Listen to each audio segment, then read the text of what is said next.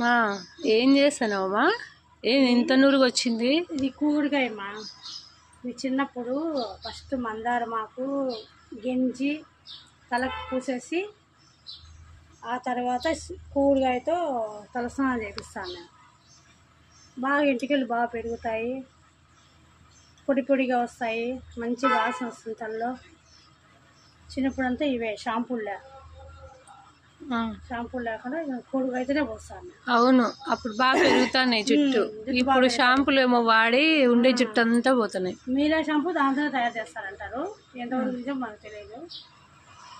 కూడికాయతో బాగుంటాయి. ఇప్పుడు మా మనవరాలు కూడికాయలు కావాల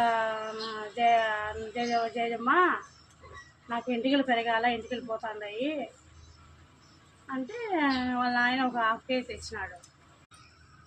కళ్ళలో పడి ఏడుస్తున్నారు పాపం అయితే బిడ్డలు.